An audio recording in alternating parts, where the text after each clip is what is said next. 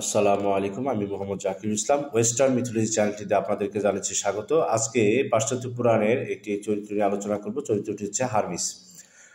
দেবরাজ জিউসের ঔরসে প্রেমিকা মাইয়ার গর্ভে হারমিসের জন্ম হয়। তিনি দেবতাদের সংবাদ বহনকারী দেবতা। তিনি অত্যন্ত সুদর্শন এবং দ্রুতগতি সম্পন্ন। তার পায়ে পাখাওয়ালা জুতা ও হাতে থাকে একটি জাদুদণ্ড কাডুসিউস। তিনি চতুর ও চৌর্যবৃত্তিতে পাকা।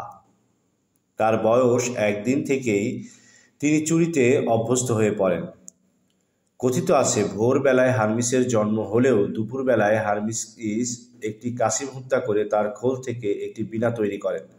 হারমিসের সুকৌশলে অ্যাপোলোর গরুর পাল চুরি করেন। অ্যাপোলো হারমিসের মার নিকট ছেলের চৌর্যবৃত্তির অভিযোগ করলে তিনি আশ্চর্য হয়ে তা অস্বীকার করেন। অ্যাপোলো শিশু হারমিসকে দেব দরবারে নিয়ে জিউসের কাছে গরু চুরির প্রতিকার চাইলে হারমিস স্বীকার করেন।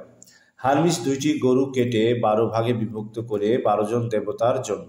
ক্রুদ্ধ অ্যাপোলো 12তম দেবতার নাম জানতে চাইলে তিনি নিজের নাম বলেন। মূলত হারমিসের এই ঘটনা থেকেই প্রাণী উৎসর্গ প্রথা চালু হয়। অ্যাপোলো তাতে খুশি হয়ে তার গরুগুলো দান করেন এবং অদ্ভুত ঐন্দ্রজালিক ক্ষমতা প্রদান করেন।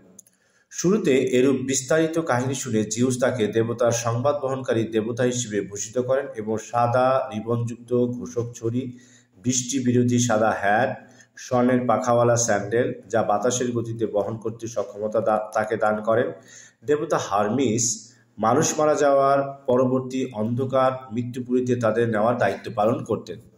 হারমিস 3 নিয়তিকে অক্ষর তৈরিতে সহযোগিতা করেন। তিনি জ্যোতির্বিদ্যা, সঙ্গীত, নৃত্য, বক্সিং ও জিম এবং গুণ ও পরিমাপের বিষয় আবিষ্কার করেন। হারমিসের অনেক সন্তান ছিল। আফ্রোদিতির সাথে তার প্রেমের সম্পর্ক ছিল।